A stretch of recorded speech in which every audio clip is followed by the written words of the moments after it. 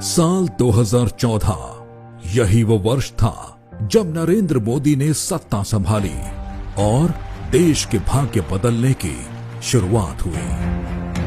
भारत, जिसे इंडिया के नाम से भी जाना जाता है, वह सिर्फ एक देश नहीं है, भारत की सभी सभ्यताओं की जननी है।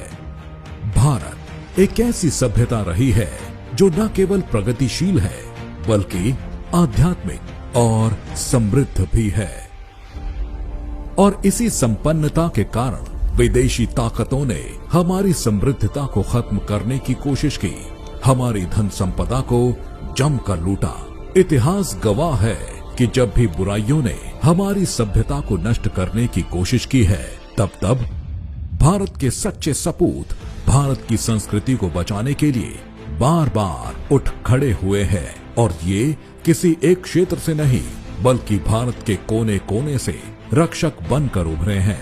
भारत के सच्चे बेटे और बेटियों ने भारत की संस्कृति और सभ्यता को बचाने के लिए अपने प्राणों की आहुति तक दे डाली।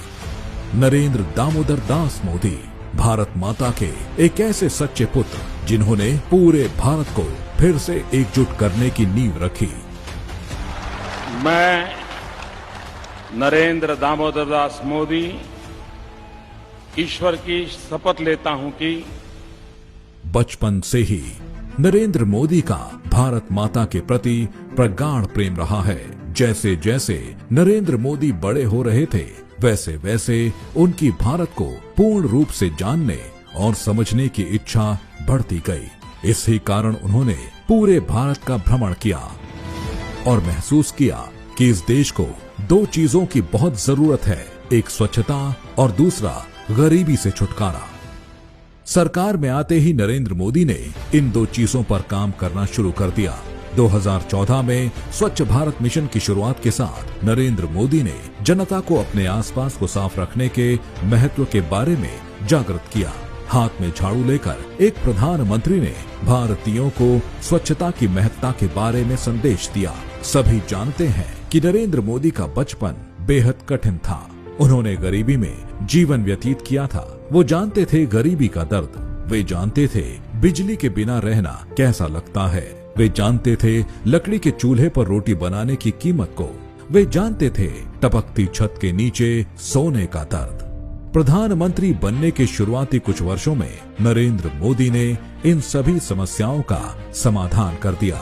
उन्होंने प्रधानमंत्री आवास योजना शुरू की, जिससे गरीबों को पक्के मकान मिले, बिजली मिली तो जिंदगी से अंधेरा दूर हुआ, रसोई गैस मिली तो धुएं से आजादी मिली, घर घर स्वच्छ जल और मुफ्त चिकित्सा ने गरीबों की जिंदगी को आसान कर दिया।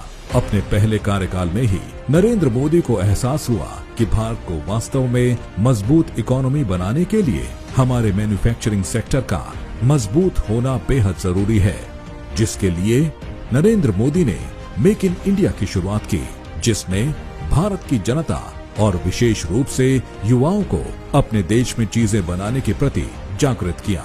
नरेंद्र मोदी ने साफ कर दिया था कि भारत अब पूरी तरह से आत्मनिर्भर होगा और न केवल आत्मनिर्भर बल्कि बाकी दुनिया को निर्यात करने में भी सक्षम होगा। मोदी के पहले कार्यकाल की सबसे बड़ी उपलब्धियों में से एक भारत को वास्तव में डिजिटल बनाना था। यूपीआई को भारी सफलता मिली। यूपीआई से पहले भुगतान करना अपने आप में एक बड़ा काम होता था, जो नरेंद्र मोदी की दूरदर्शिता के कारण बहुत आसान हो गया। भारत को सशक्त बनाने की दिशा में आगे बढ़ते हुए नरेंद्र मोदी ने भारत की राष्ट्रीय सुरक्षा को न सिर्फ मजबूत बनाया बल्कि ईंट का जवाब पत्थर से देने का संदेश भी दिया। पाकिस्तान में सर्जिकल स्ट्राइक कर नरेंद्र मोदी ने दुनिया को नए भारत का संदेश दिया। नरेंद्र मोदी ने दुनिया को बता दिया कि भारत बात भी करना जानता है और जरूरत पड़ने पर घर में घुसकर मारना भी जानता है। हमारे अखबार वाले भी लिखते थे पाकिस्तान के पास भी न्यूक्लियर है, तो हमारे पास क्या है भाई? ये दिवाली के लिए रखा है क्या? किसी अन्य प्रधानमंत्री ने भारत के लोगों को नरेंद्र मोदी जितना एकजुट नहीं किया। भारत की जनता ने मोदी पर भरोसा किया और उन्हें 2019 में पहले से भी अधिक प्रचंड बहुमत के साथ दोबारा प्रधानमंत्री चुना। नरेंद्र मोदी पर जनता ने जो भरोसा दिखाया, वो उस भरोसे पर खरे भी उतरे। उन्होंने एक एक करके अपने किए सभी वादों को पूरा किया। कश्मीर को भारत से अलग करने वाले आर्टिकल 370 को हटाने का जो वादा नरेंद्र मोदी ने किया था, उसे उन्होंने पूरा कर कश्मीर को फिर से भारत के साथ जोड़कर भारत को फिर से एकजुट करने का काम किया। नरेंद्र मोदी यही नहीं रुके, वे आगे बढ़े और ऐसा कार्य किया जो न केवल उनका वादा था, बल्कि सभी भारतीयों की गहरी आस्था से जुड़ा था। मोदी सरकार के अथक प्रयासों के कारण ही 500 साल पुराना सपना पूरा हुआ और अयोध्या में राम जन्मभूमि पर भव्य राम मंदिर का निर्माण हो सका। राम जन्मभूमि पर विदेशी आक्रांताओं ने बार बार हमले किए, क्योंकि वो जानते थे कि राम जन्मभूमि भारत की सभ्यता और संस्कृति के सबसे ऐतिहासिक और सबसे पवित्र स्थानों में से एक है।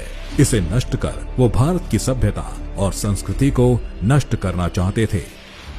नरेंद्र मोदी की उपलब्धियां केवल हमारी सभ्यता के पुनरुद्धार तक सीमित नहीं है। उन्होंने विश्व स्तरीय सुरंगों, राजमार्गों, सड़कों, बुनियादी ढांचे के विकास और निर्माण के साथ नए भारत को भी ऊंचाइयों पर पहुंचाया है। मोदी सरकार में हर क्षेत्र में व्यापक सुधार हुआ है। नरेंद्र मोदी ने रेलवे, बिजली, आवास, जल जैसी हर बुनियादी जरूरतों को पूरा किया। यह मोदी की ही दूरदर्शिता थी कि भारत के लिए एक नई और भव्य संसद का निर्माण किया गया। नरेंद्र मोदी की मेक इन इंडिया पहल के कारण ही भारत मैन्युफैक्चरिंग हब बनने की दिशा में आगे बढ़ रहा है। मुझे जो भी करना है विराट चाहिए, विशाल चाहिए, तेज गति से चाहिए। इसलिए कि मुझे 2047 में हिंदुस्तान को विकसित भारत के रूप में देखना है। अपने पहले कार्यकाल में नरेंद्र मोदी ने विपक्ष द्वारा देश में की गई सारी गंदगी साफ कर अपने दूसरे कार्यकाल में एक गहरी नींद में सोई सभ्यता को पुनर्जीवित करने का कार्य किया। और अब नरेंद्र मोदी भारत को दुनिया में नंबर 1 बनाने की दिशा में कार्य कर रहे हैं। मोदी विकसित भारत चाहते हैं, भारत जो दुनिया की शीर्ष 3 अर्थव्यवस्थाओं में अपनी जगह बनाएगा। ये विकसित भारत इतना मजबूत होगा कि देश छोड़ने वाले सभी भारत लौटेंगे और यहाँ अवसर तलाशेंगे और अपने देश एवं उसकी समृद्ध सांस्कृतिक विरासत पर भी गर्व करेंगे।